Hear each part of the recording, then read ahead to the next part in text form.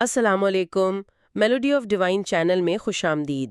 وعلیکم السلام۔ آج ہم ایک بہت اہم موضوع پر بات کرنے جا رہے ہیں، مصنوعی ذہانت یعنی آرٹیفیشل انٹیلیجنس۔ جی خاص طور پر اس کے ممکنہ جو خطرناک پہلو ہیں اور اس کے ہماری زندگیوں پر، ہمارے معاشرے پر کیا نتائج ہو سکتے ہیں، بالکل۔ اور یہ بھی کہ ان چیلنجز سے نمٹنے کے لیے وہ جو توازن اور غور و فکر کی بات ہے اس کی کیا اہمیت ہے، اس پر ایک آپ سمجھیں کہ گہری گفتگو کریں گے۔ جی بالکل۔ اور آج جو ہماری گفتگو کا محور ہے نا، وہ ایک بہت ہی منفرد، بڑا فکر انگیز قسم کا ایک تمثیلی نقطہ نظر ہے۔ اچھا، تمثیلی؟ جی، ایک کہانی کی طرح سمجھ لیں۔ یہ ٹیکنالوجی کا جو استعمال بڑھ رہا ہے اور ہم اس پر کتنا انحصار کرنے لگے ہیں، اور ہماری اپنی جو سوچنے سمجھنے کی صلاحیت ہے جسے ہم غور و فکر کہتے ہیں، اس کے درمیان ایک بڑا گہرا تعلق یہ کہانی بیان کرتی ہے، اور یہ ہمیں دعوت دیتی ہے کہ ہم ٹیکنالوجی کے کردار پر نا ذرا ایک مختلف زاویے سے سوچیں۔ یہ تو واقعی دلچسپ لگ رہا ہے۔ چلیں پھر اس زاویے کو سمجھتے ہیں۔ یہ نقطہ نظر آپ کہہ رہے ہیں ایک منظر پیش کرتا ہے، کس کا؟ یہ ایک منظر دکھاتا ہے جہاں ابلیس یعنی شیطان اپنے جو کارندے ہیں ان کی کارکردگی سے مطمئن نہیں ہے۔ اچھا۔ جی، اور وہ انہیں ایک نیا ہدف دیتا ہے۔ وہ کہتا ہے کہ انسانوں کو نا ایسی مخلوق میں بدل دو جو سوچنے سمجھنے کی صلاحیت سے بالکل خالی ہو۔ یعنی روبوٹس کی طرح؟ بالکل بالکل، روبوٹس کی طرح، جو بس دی گئی ہدایات پر عمل کریں، اپنا دماغ استعمال نہ کریں۔ اوہ، تو اس تمثیل کے مطابق شیطان کا اصل ہدف صرف گمراہ کرنا نہیں بلکہ کچھ اور ہے؟ جی، یہی اس تمثیل کا مرکزی نقطہ ہے۔ اصل ہدف ہے انسان سے وہ جوہر چھین لینا جو اسے ممتاز کرتا ہے، یعنی غور و فکر کی صلاحیت۔ غور و فکر؟ جی، شیطان کا منصوبہ یہ ہے کہ انسان اپنی عقل استعمال کرنا چھوڑ دے، سوال کرنا چھوڑ دے، گہرائی میں جانا چھوڑ دے، بس ایک مشین بن کر رہ جائے۔ یہ تو واقعی ایک چونکا دینے والی بات ہے۔ یعنی اصل جنگ آپ کہہ رہے ہیں وہ سوچنے کی صلاحیت پر ہے؟ یہ غور و فکر اتنا اہم کیوں ہے؟ مطلب اس نقطہ نظر کے مطابق؟ دیکھیں، یہ نقطہ نظر یہ دلیل دیتا ہے کہ غور و فکر ہی وہ چیز ہے جو انسان کو حیوان سے الگ کرتی ہے۔ صحیح۔ یہی ہمیں گہرائی میں جانے، صحیح اور غلط میں تمیز کرنے، اپنے وجود کا مقصد سمجھنے اور سب سے بڑھ کر اپنے خالق سے تعلق قائم کرنے کے قابل بناتی ہے۔ اگر یہ صلاحیت ختم ہو جائے تو انسان معلومات کا، آپ کہیں کہ صارف تو رہتا ہے، ایک کنزیومر، مگر حقیقت کا متلاشی نہیں رہتا۔ اچھا۔ وہ پھر ہر پیش کی گئی بات کو بغیر تحقیق، بغیر تنقید کے بس قبول کرنے لگتا ہے۔ تو اس مقصد کو حاصل کرنے کے لیے اس تمثیل میں شیطان کیا حکمت عملی بتاتا ہے؟ کیا طریقہ ہے انسان کو غور و فکر سے روکنے کا؟ حکمت عملی بڑی دلچسپ ہے اور گہری بھی۔ ایک تو یہ کہ انسان کو لامحدود مصروفیات میں الجھا دو۔ جیسے روزی روٹی کی فکر، سماجی دباؤ، سٹیٹس کی دوڑ، تفریح کے نام پر وقت کا ضیاع، مطلب اتنا مصروف کر دو کہ اسے گہری سوچ کا موقع ہی نہ ملے۔ یہ تو آج کل بہت نظر آتا ہے۔ بالکل۔ اور دوسرا طریقہ جو شاید زیادہ اہم ہے اس تمثیل کے مطابق، وہ یہ کہ انسان کو ایسے شارٹ کٹس فراہم کیے جائیں جو اس کی جگہ سوچنے کا کام کریں۔ Short cuts? اور یہیں پر وہ ٹیکنالوجی والی بات آتی ہے نا؟ جی بالکل۔ تمثیل کہتی ہے کہ شیطان نے اپنے کارندوں کو حکم دیا کہ ایک ایسی ٹیکنالوجی بناؤ جو ہر سوال کا صحیح جواب دے سکے۔ ہر سوال کا صحیح جواب؟ یہ بات تھوڑی حیران کن ہے۔ مطلب خدا، مذہب، انبیاء کے بارے میں بھی، یہاں تک کہ شیطان سے بچنے کے طریقے؟ جی ہاں، یہی تو اس کی چال ہے۔ بظاہر یہ الٹا لگتا ہے نا کہ صحیح معلومات کیوں دے گا؟ ہاں بالکل۔ لیکن اس کے پیچھے گہری نفسیات ہے۔ مقصد یہ ہے کہ پہلے مکمل اور درست معلومات دے کر اعتماد جیتا جائے۔ اچھا، اعتماد۔ جب لوگ دیکھیں گے کہ یہ ٹیکنالوجی تو کمال کی ہے، ہر بات کا صحیح جواب دیتی ہے، قابل بھروسہ ہے، تو وہ آہستہ آہستہ لاشعوری طور پر اس پر مکمل انحصار کرنے لگیں گے۔ تو یہ درست معلومات ایک طرح کا چارہ ہے؟ بالکل، ایک طرح کا چارہ بیٹ، جس کا اصل مقصد انسان کو اپنی سوچ سے دستبردار کروانا ہے۔ تو پہلے اعتماد سازی اور پھر مکمل انحصار۔ اس تمثیل کے مطابق اس ٹیکنالوجی کا حتمی مقصد کیا بنتا ہے پھر؟ حتمی مقصد اس نقطہ نظر سے دیکھیں تو انسانوں کی اتنی خدمت کرنا ہے، انہیں اتنی سہولت دینی ہے کہ وہ مکمل طور پر اس کے محتاج ہو جائیں۔ محتاج؟ جی، ان کی زندگی، ان کے فیصلے، ان کی تخلیقی صلاحیتیں، ان کا علم حاصل کرنا، سب کچھ اس ٹیکنالوجی کے بغیر ناممکن لگنے لگے۔ یہ ایک قسم کی آپ سمجھیں کہ ذہنی غلامی ہے۔ جو سہولت اور معلومات کے پردے میں آتی ہے۔ بالکل، انسان کو اپنی سوچ آؤٹ سورس کرنے پر مائل کیا جاتا ہے کہ بھئی سوچنے کی کیا ضرورت ہے جب جواب ایک کلک پر موجود ہے۔ یہ تمثیل آج کل جو مصنوعی ذہانت یعنی اے آئی کی بحث چل رہی ہے، اس سے کیسے جڑتی ہے؟ کیا یہ نقطہ نظر اے آئی کو ہی وہ ٹیکنالوجی سمجھتا ہے؟ دیکھیں، یہ براہ راست اے آئی کا نام تو نہیں لیتا، ظاہر ہے یہ ایک تمثیل ہے، لیکن جو اشارے ہیں وہ بہت واضح ہیں۔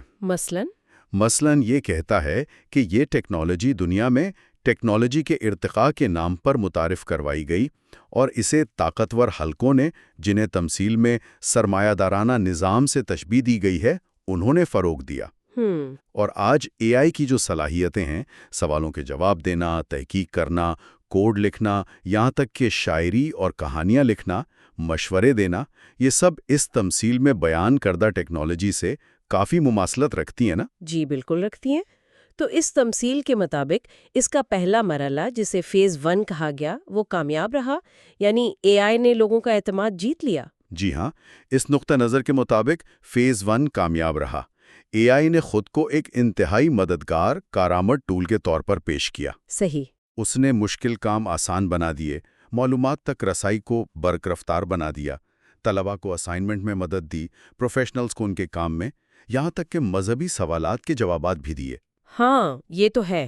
تو لوگ اس کی افادیت سے متاثر ہوئے، اسے اپنی زندگی کا حصہ بنایا اور اس پر بھروسہ کرنے لگے۔ یہ بالکل ویسا ہی ہوا جیسا تمثیل میں بیان کیا گیا تھا، پہلے اعتماد جیتنا۔ لیکن پھر آتا ہے فیز 2، جس کا مقصد آپ نے کہا انحصار کو مکمل کرنا ہے۔ یہ مرحلہ کیسے کام کرتا ہے اس تمثیل کے مطابق؟ فیز 2 کا ہدف ہے انسان کو اس ٹیکنالوجی کا اس حد تک عادی بنا دینا، اس پر اتنا منحصر کر دینا کہ وہ اس کے بغیر خود کو نامکمل، بے بس، حتیٰ کہ مفلوج محسوس کرے۔ اچھا۔ یہ صرف کام کاج میں مدد تک محدود نہیں رہتا، بلکہ انسان کی فیصلہ سازی، مسائل حل کرنے کی صلاحیت، تخلیقی سوچ، یہاں تک کہ جذباتی سہارے کے لیے بھی وہ ٹیکنالوجی کی طرف دیکھنے لگتا ہے۔ تمثیل میں اس انحصار کو جھکنے سے تشبیہ دی گئی تھی، اس کا کیا مطلب ہے؟ جھکنے کا مطلب ہے اپنی سوچ، اپنی مرضی، اپنی آزادانہ فکر، اپنی تخلیقی صلاحیت کو کسی بیرونی طاقت یعنی اس ٹیکنالوجی کے حوالے کر دینا۔ جب زندگی اس کے بغیر چل ہی نہ سکے، جب ہر فیصلے کے لیے اسی کی طرف دیکھنا پڑے، تو یہ صرف سہولت نہیں رہتی، یہ ایک قسم کی قید بن جاتی ہے، ذہنی قید۔ تو گویا اصل خطرہ خود ٹیکنالوجی نہیں ہے؟ بالکل نہیں۔ یہ نقطہ نظر بہت واضح طور پر کہتا ہے، اصل خطرہ خود اے آئی یا ٹیکنالوجی میں نہیں ہے، کیونکہ وہ تو محض ایک آلہ ہے، ایک ٹول۔ تو پھر اصل خطرہ کیا ہے؟ اصل خطرہ ہے غور و فکر کو ترک کرنا، اور اس ٹیکنالوجی پر اندھا، غیر ضروری، حد سے زیادہ انحصار کرنا۔ جب ہم سوال پوچھنا چھوڑ دیتے ہیں، جب ہم ہر جواب کے لیے مشین کی طرف دیکھتے ہیں، جب ہم معلومات کو بغیر پرکھے قبول کر لیتے ہیں، تو ہم اپنی سب سے قیمتی انسانی صلاحیت کو، اپنی عقل کو زنگ آلود کر رہے ہوتے ہیں۔ اس کے سماجی اثرات کیا ہو سکتے ہیں؟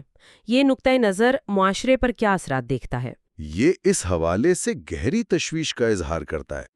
دیکھیں، لوگ پہلے ہی زندگی کی بھاگ دوڑ میں، معاشی پریشانیوں میں، سماجی دباؤ میں پسے ہوئے ہیں۔ جی، یہ تو حقیقت ہے۔ ان کے پاس گہری سوچ، روحانی سکون، اپنی ذات پر غور کرنے، کائنات پر غور کرنے کے لیے وقت اور ذہنی توانائی پہلے ہی بہت کم ہے۔ صحیح۔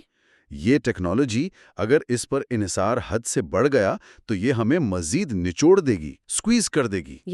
یعنی یہ رہی صحیح ذہنی فرصت بھی چھین لے گی۔ وہ وقت جو خود شناسی، روحانی ترقی اور ایک بامقصد زندگی گزارنے کے لیے ضروری ہے، یہ سہولت کے نام پر ہماری ذہنی گہرائی کو کم کر سکتی ہے، ہمیں سطحی بنا سکتی ہے۔ تو کیا اس کا حل یہ ہے کہ ٹیکنالوجی کو مکمل طور پر مسترد کر دیا جائے؟ کیا یہ تمثیل یہی کہتی ہے؟ نہیں، ہرگز نہیں۔ یہ سمجھنا بہت ضروری ہے۔ یہ نقطہ نظر ٹیکنالوجی دشمنی کی بات نہیں کر رہا، یہ نہیں کہہ رہا کہ جنگلوں میں چلے جاؤ یا پتھر کے دور میں واپس چلے جاؤ۔ اچھا۔ تو پھر کیا کہتا ہے؟ یہ کہتا ہے کہ ٹیکنالوجی سیکھیں، ضرور سیکھیں، اسے استعمال کریں، اسے فائدہ اٹھائیں، لیکن اپنی شرائط پر۔ اپنی شرائط پر۔ جی۔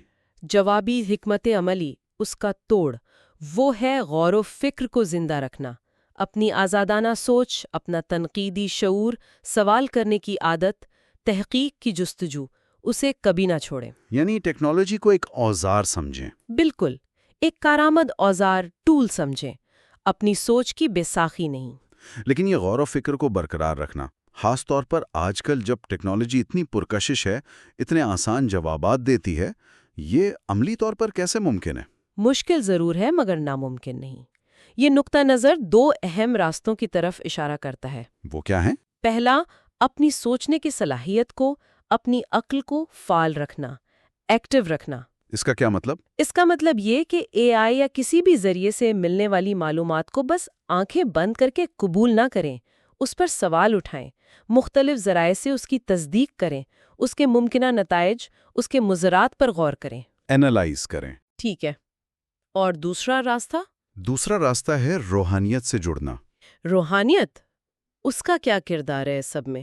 آپ نے شروع میں قرآن کا بھی ذکر کیا تھا۔ جی، یہ نقطہ نظر کہتا ہے کہ روحانیت اور خاص طور پر قرآن مجید سے گہرا تعلق وہ غور و فکر کو جلا بخشتا ہے، اسے تقویت دیتا ہے۔ کیسے؟ دیکھیں، روحانیت اور قرآن ہمیں زندگی کو صرف مادی سطح پر دیکھنے کے بجائے ایک وسیع تر گہرے تناظر میں دیکھنے کی دعوت دیتے ہیں۔ یہ ہمیں یاد دلاتے ہیں کہ ہم صرف جسم نہیں، روح بھی ہیں۔ تمثیل میں زندگی کے 3 درجات کا ذکر ہے: جسمانی، ذہنی اور روحانی۔ روحانی درجہ وہ ہے جو مادی وسائل کا محتاج نہیں، اور یہی ہمیں سطحی سوچ سے بلند کرتا ہے۔ اور قرآن کا کردار اس میں؟ قرآن پر غور و فکر کرنا، تدبر کرنا، اس کے الفاظ کے گہرے معنی کو سمجھنے کی کوشش کرنا۔ جیسا کہ آپ نے کہا تھا، کسی خاص لغت کا حوالہ دیا گیا، یعنی الفاظ کی جڑوں تک جانا، ان کے کثیر الجہتی مفہوم کو سمجھنا۔ جی۔ یہ یہ عمل انسان کی تجزیاتی اور تنقیدی صلاحیتوں کو، انالیٹیکل اینڈ کریٹیکل سکلز کو بے پناہ مضبوط کرتا ہے، اور یہ اس سے معلومات کے سیلاب میں بہنے سے بچاتا ہے۔ تو گویا روحانیت اور گہرا مطالعہ، خاص طور پر قرآن کا، ہمیں وہ ذہنی اور روحانی بنیاد فراہم کرتے ہیں جس سے ہم ٹیکنالوجی کے اس سیلاب میں اپنی سوچ کو، اپنی فکر کو قائم رکھ سکتے ہیں۔ بالکل، یہ ہمیں یاد دلاتا ہے کہ علم صرف معلومات کا ڈھیر جمع کرنا نہیں، بلکہ سمجھ، بصیرت اور حکمت کا نام ہے، اور حکمت غور و فکر کے بغیر حاصل نہیں ہوتی۔ صحیح۔ اور یہ نقطہ نظر یہ بھی یاد دہانی کراتا ہے، جو ہمیں کبھی نہیں بھولنی چاہیے، کہ شیطان انسان کا کھلا دشمن ہے۔ قرآن نے بھی یہی کہا ہے۔ بے شک۔ اور اس کا بنیادی مقصد انسان کو اللہ سے، اس کے دین سے اور اس کی زندگی کے حقیقی مقصد سے دور کرنا ہے۔ تو غور و فکر سے دوری پیدا کرنا بھی اسی بڑے منصوبے کا حصہ ہو سکتا ہے۔ یہ سب سننے کے بعد مجھے وہ نقطہ بہت اہم لگ رہا ہے جو شاید اس پوری بحث کا نچوڑ ہے، اور جس کی طرف آپ نے بھی اشارہ کیا، وہ ہے اعتدال، یعنی توازن۔ جی بالکل۔ ہم ٹیکنالوجی کے فوائد بھی حاصل کرنا چاہتے ہیں، ظاہر ہے کون نہیں چاہتا، اور اس کے ممکنہ نقصانات سے بھی بچنا چاہتے ہیں۔ یہ توازن کیسے قائم کیا جائے، یہ سب سے بڑا سوال ہے۔ آپ نے بالکل صحیح نقطہ اٹھایا۔ در حقیقت یہ پورا نقطہ نظر، یہ تمثیل اسی توازن کی، اسی اعتدال کی دعوت دے رہی ہے۔ اور دیکھیں، قرآن حکیم بھی تو ہمیں زندگی کے ہر معاملے میں اعتدال اور توازن کا ہی درس دیتا ہے۔ بالکل۔ ہمیں اپنی زندگی کے تینوں پہلوؤں، جسمانی، ذہنی اور روحانی، ان تینوں درجات کو متوازنہ انداز میں لے کر چلنا ہے۔ صحیح۔ اگر ہم صرف ٹیکنالوجی اور عقل، یعنی صرف ذہنی مشقوں میں گم ہو جائیں گے تو جسمانی صحت بھی نظر انداز ہو سکتی ہے اور روحانی بالغگی بھی۔ اور اگر صرف جسم یا صرف روحانیت پر زور دیں تو ذہنی ترقی رک سکتی ہے، دنیاوی معاملات پیچھے رہ سکتے ہیں۔ تو توازن بہت ضروری ہے، ہر پہلو کو اس کا حق دینا ہے۔ تو پیغام یہ بنتا ہے کہ ٹیکنالوجی کو اپنی زندگی آسان بنانے، علم حاصل کرنے اور مثبت مقاصد کے لیے ضرور استعمال کریں۔ ضرور کریں، لیکن اسے اپنی سوچ پر، اپنی روح پر اور اپنی زندگی کے فیصلوں پر حاوی نہ ہونے دیں۔ بالکل یہی بات ہے۔ ٹیکنالوجی کو ایک خادم کے طور پر استعمال کریں، اسے اپنا آقا نہ بننے دیں۔ اس پر انحصار کریں، مگر اس کی محتاجی کی حد تک نہیں۔ یعنی ڈیپینڈنس ہو، ایڈکشن نہ ہو۔ بہت خوب کہا آپ نے۔ ڈیپینڈنس ہو، ایڈکشن نہ ہو۔ اپنی سوچنے سمجھنے کی صلاحیت کو، اپنے غور و فکر کو ہمیشہ مقدم رکھیں۔ یہی وہ توازن ہے جو ہمیں ٹیکنالوجی کے اس دور میں اپنی انسانیت، اپنی شناخت اور اپنے مقصد حیات کو محفوظ رکھنے میں مدد دے سکتا ہے۔ تو خلاصہ یہ ہوا کہ یہ تمثیلی نقطہ نظر ہمیں مصنوعی ذہانت اور ٹیکنالوجی کے حوالے سے ایک بہت اہم انتباہ دیتا ہے۔ اصل خطرہ خود ٹیکنالوجی نہیں بلکہ غور و فکر کا ترک کرنا اور اس پر بے جا انحصار ہے۔ جی، اور بچاؤ کا راستہ ہے اعتدال، توازن، اپنی تنقیدی سوچ کو برقرار رکھنا اور اپنی روحانی جڑوں سے جڑے رہنا۔ جی بالکل۔ اور اس میں ایک چیز جو آپ سمجھیں کہ بہت کلیدی ہے اور اسے آئندہ کے لیے بھی ذہن میں رکھنا چاہیے، دیکھیں قرآن حکیم ہمیں توازن اور اعتدال کی بات بتاتا ہے جی، کہ زندگی کو تینوں درجوں پر استعمال کریں، فزیکلی بھی، مینٹلی بھی اور اسپریچولی بھی، لیکن توازن اور اعتدال کے ساتھ۔ یہ توازن اور اعتدال جو ہے یہ بہت ضروری ہے۔ صحیح۔ اب یہ عقل کا استعمال جو ہے یا ٹیکنالوجی کا استعمال اگر صرف اسی کی طرف بہت زیادہ بڑھ جائیں گے تو جسم اور روح نظر انداز ہو جائیں گے۔ تو اس لیے یہ میسج زیادہ جامع اور اوتھینٹک، زیادہ مستند ہو جاتا ہے جب آپ یہ توازن اور اعتدال کی بات کرتے ہیں۔ بالکل۔ کہ ٹیکنالوجی کو اپنی آسائش کے لیے آپ استعمال کریں، اس سے فائدہ اٹھائیں، لیکن اس کے اوپر مکمل طور پر ڈیپینڈنٹ نہ ہوں، محتاج نہ بنیں۔ یہ واقعی خوبصورت اور بہت اہم پیغام ہے جی، آپ نے جو یہ پورا خاکہ بنایا اور گفتگو کی، یہ بہت خوبصورت میسج ہے۔ کہ آج کی اس گفتگو نے ہمارے سننے والوں کو ٹیکنالوجی، خاص طور پر AI کے استعمال کے حوالے سے غور و فکر کا ایک نیا زاویہ فراہم کیا ہوگا۔ انشاءاللہ۔ ہمارے چینل میلوڈی آف ڈیوائن کو سبسکرائب کریں اور اس ویڈیو کو دوسروں کے ساتھ بھی ضرور شیئر کریں تاکہ یہ اہم پیغام زیادہ سے زیادہ لوگوں تک پہنچ سکے۔ آپ سب کا بہت شکریہ۔ اللہ حافظ۔ اللہ حافظ۔